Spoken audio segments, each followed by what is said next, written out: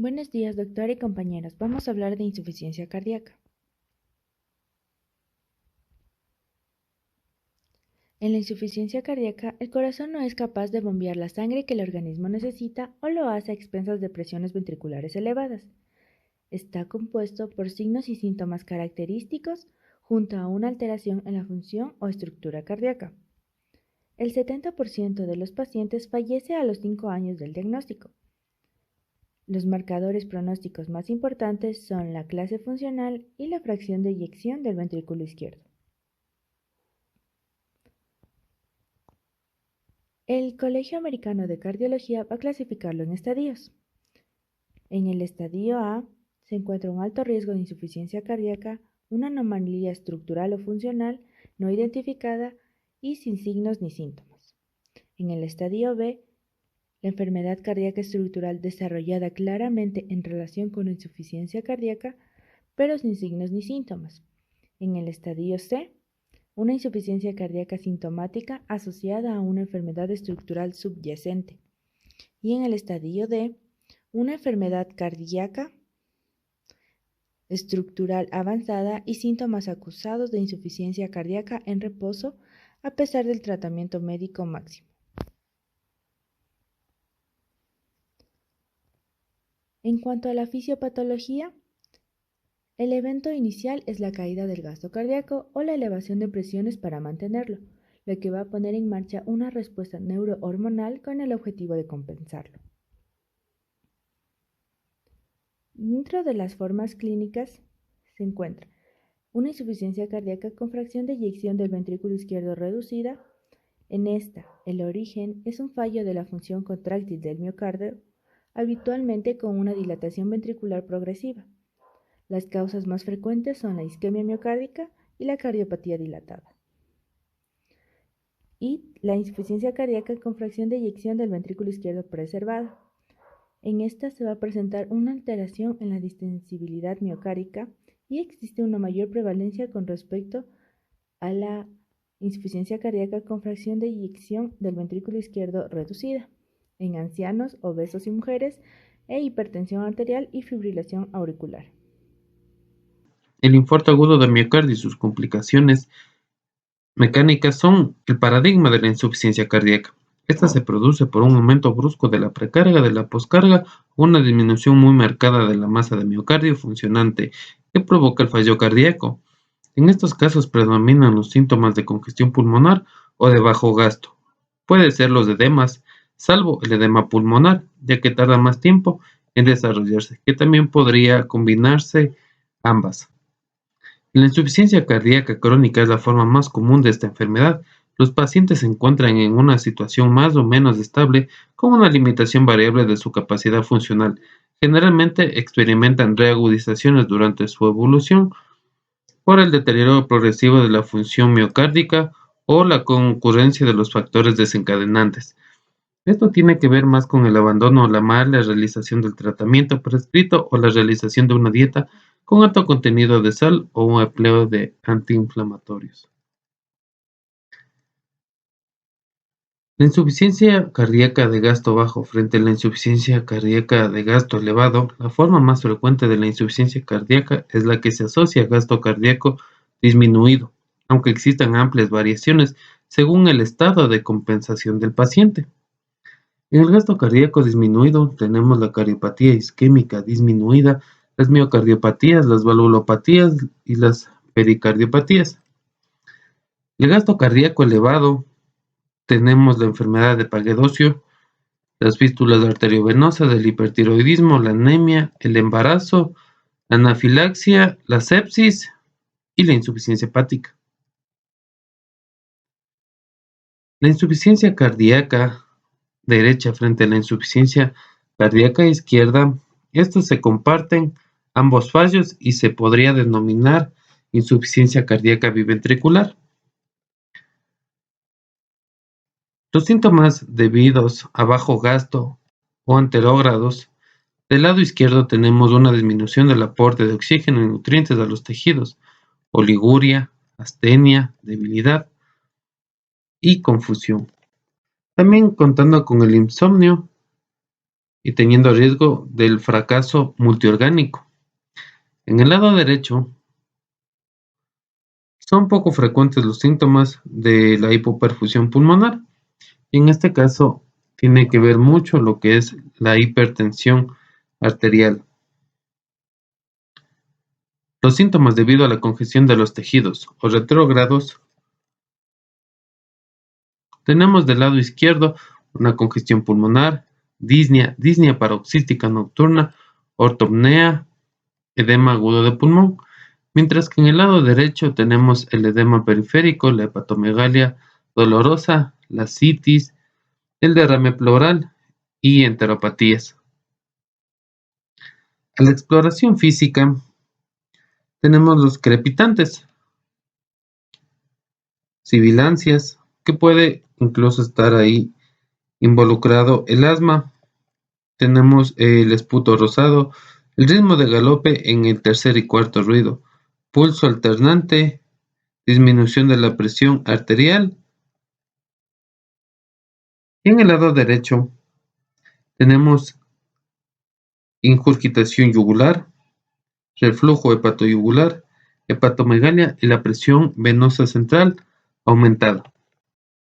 Ahora yo les voy a hablar acerca de las manifestaciones clínicas de la insuficiencia cardíaca.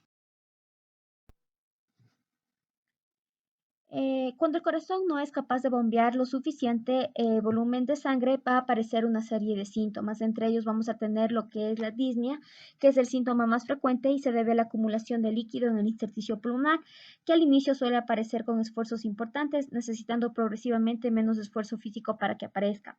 Vamos a tener también lo que es la ortopnea, o también es conocida como disnea con el decúbito, que aparece más tarde que la disnea de esfuerzo y se debe a la redistribución de líquido desde las extremidades inferiores y el abdomen hacia el tórax y también por el desplazamiento del diafragma. Vamos a tener también la disnea paroxística nocturna, que consiste en crisis episódicas de disnea y tos que despiertan al paciente por la noche y que suelen aliviar al sentarse sobre la cama y ponerse de pie. El edema agudo de pulmón, que es un cuadro que aparece cuando la acumulación de líquido en el intersticio pulmonar es tan importante que se extravasa a los alvéolos pulmonares y este puede cursar con disnea y ortopnea intensa. Entre otros síntomas y signos que pueden aparecer debido a la acumulación de líquido por insuficiencia del ventrículo derecho, aparece edemas en las piernas, nicturia, dolor en hipocondrio derecho, sensación de plenitud gástrica, también incluso mala absorción intestinal.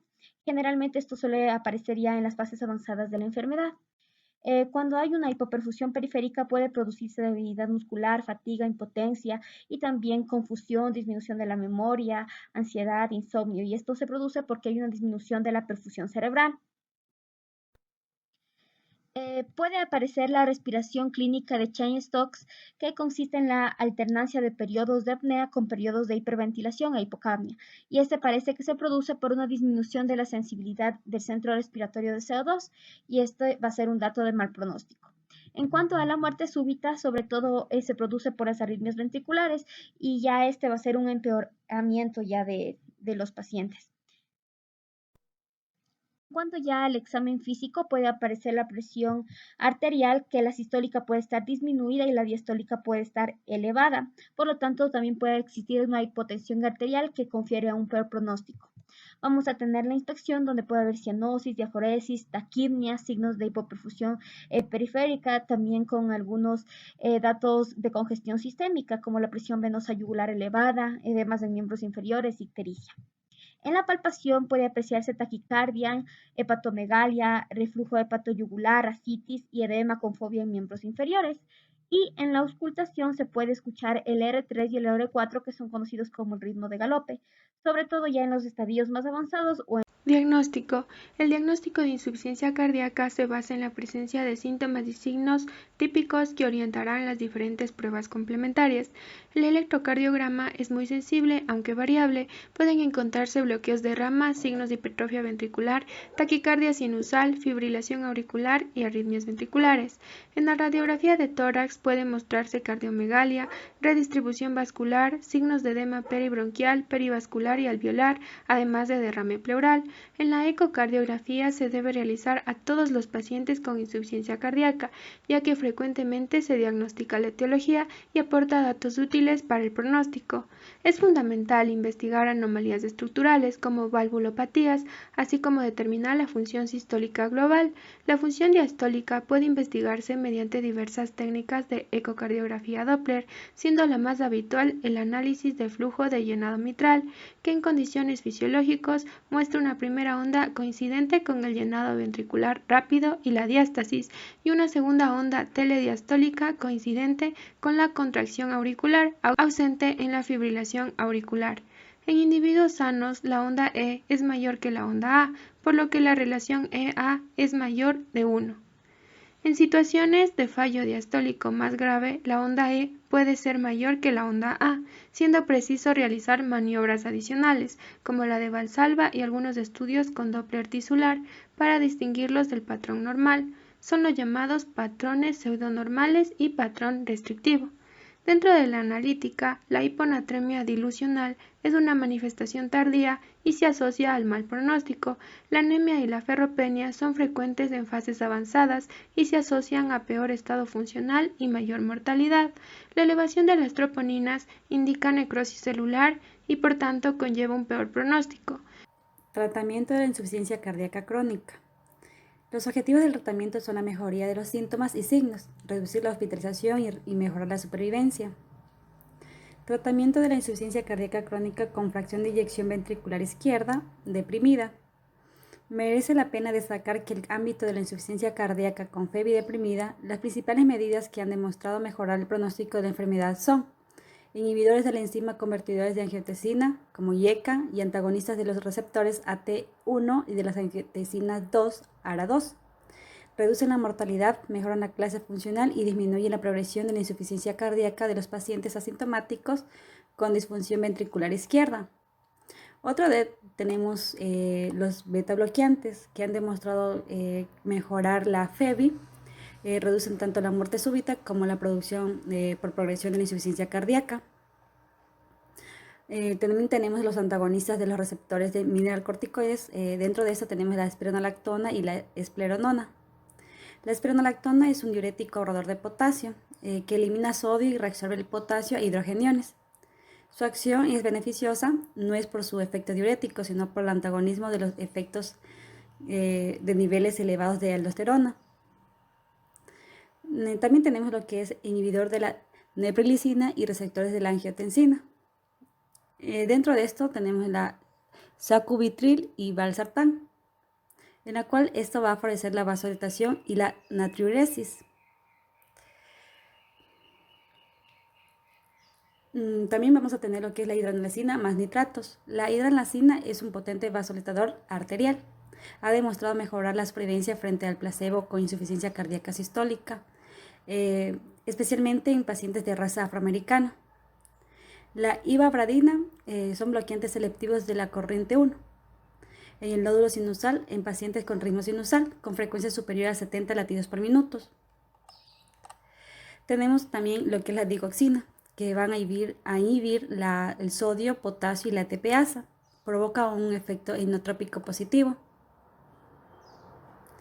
En cuanto a los diuréticos, su uso debe ser a las dosis mínimas necesarias para evitar la congestión. En cuanto a la insuficiencia cardíaca crónica con FEBI preservada, el manejo irá encaminado a controlar la presión arterial, como los vasodilatadores, beta bloqueantes, digoxina y calcio antagonistas. A diferencia de la insuficiencia cardíaca crónica deprimida, se administra verapamil y diazepam, que no están contraindicados. Bueno, en cuanto a lo que es el tratamiento de la insuficiencia cardíaca aguda, tenemos la presencia de ciertos desencadenantes, como es una crisis hipertensiva, arritmias, infecciones, anemias. Es muy frecuente que los pacientes con insuficiencia cardíaca aguda presenten estos. Entonces nosotros debemos de identificarlos y tratarlos para mejorar el pronóstico de los pacientes con insuficiencia cardíaca. El edema agudo de pulmón es una urgencia médica y es necesario mantener una monitorización cuidadosa de la presión arterial, la frecuencia cardíaca y la diuresis. Solo en casos seleccionados se precisará colocar un catéter Swan-Ganz. Por lo demás, podemos resumir el tratamiento en lo que es un acrónimo llamado MOVIDA. La M abarca lo que es la morfina. Tenemos que esto mejora los síntomas por su efecto venodilatador, así también como su efecto de sedante central. Tenemos la O de oxígeno, eh, que permite lo que es en ocasiones administrar ventilaciones invasivas o no invasivas. Tenemos también el uso de vasodilatadores siempre que la presión arterial lo permita. Cuando la presión arterial sistólica esté por arriba de 90 miligramos de mercurio. Eh, en la elección también de la nitroglicerina intravenosa.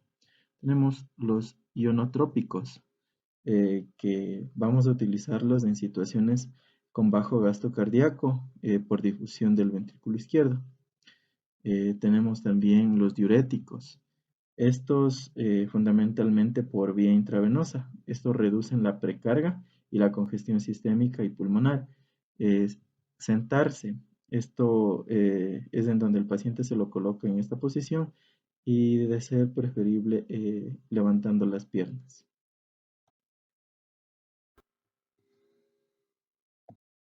En cuanto a los ionotrópicos positivos, son fármacos que aumentan la contractilidad cardíaca. En la crónica suele aumentar la mortalidad, salvo la digoxina y la levosidentan.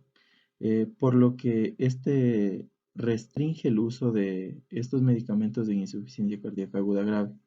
Tenemos otros medicamentos como son las aminas simpático-miméticas, tenemos la dopamina, la dobutamina, la adrenalina, que son de elección en el RCP. La noradrenalina es un vasopresor puro que aumenta la presión arterial y que se lo prefiere en vez de la dopamina. Tenemos también los inhibidores de la fosfodiesterasa 3, como es la milrinona. Tenemos también la levosidenman, que es un agente sensibilizante al calcio en las miofibrillas, que puede ser una alternativa a las aminas simpático-miméticas en las descompensaciones, y esto va a permitir un soporte ionotrópico, especialmente útil en pacientes beta bloqueados. Por otro lado, también tenemos el uso del balón de contrapulsación intraórtico. Esta es una técnica eficaz de circulación asistida percutánea que se lo puede colocar al paciente consciente. Asistencias ventriculares son dispositivos de soporte miocárdico cuya función consiste en extraer sangre de un aurículo o ventrículo y enviarla a la arteria correspondiente, pulmonar o aorta, derecha o izquierda o ambas. Se usa en insuficiencia cardíaca avanzada, grave y en pacientes en shock cardiogénico refractario. Las tres situaciones más frecuentes que se utilizan son puente en trasplante cardíaco, puente a la recuperación cardíaca y como terapia de destino en pacientes con insuficiencia cardíaca terminal no apto para trasplante con esperanza de vida mayor a un año. El trasplante cardíaco. Este es eficaz frente a la insuficiencia cardíaca congestiva terminal, miocardiopatía dilatada de origen isquémico o idiopático en proporciones iguales, proporciona buenos resultados en supervivencia y calidad de vida y las indicaciones más habituales son absolutas, relativas e insuficientes. Factores que aumentan la morbilidad. La infección activa no controlada, la enfermedad arterial periférica o enfermedad cerebrovascular grave, hipertensión pulmonar irreversible con tratamiento farmacológico. El cáncer se debe individualizar y valorar junto a los oncólogos. La diabetes mellitus con afectación orgánica grave de órgano diana. La insuficiencia renal irreversible con aclaramiento de creatinina menor a 30 ml minuto. Enfermedad sistemática multiorgánica y otras comorbilidades con mal pronóstico. El IMC mayor a 35 antes del trasplante. El tabaquismo, enolismo o consumo de drogas en la actualidad y el apoyo social insuficiente o muy alto riesgo de falta de cumplimiento terapéutico. Rechazo al trasplante. El rechazo hiperagudo Esta será de característica rara. La lesión endotelial grave se produce por presencia de anticuerpos preformados frente al sistema ABO o HLA. Se produce una activación del complemento, daño endotelial, inflamación y trombosis. El rechazo agudo, este produce una infiltración de linfocitos y aparecerá luego de la primera semana. El estudio de rechazo se produce mediante una biopsia transyugular y se produce lesión de células parenquimatosas, inflamación intersticial y endotelitis. Muchas gracias.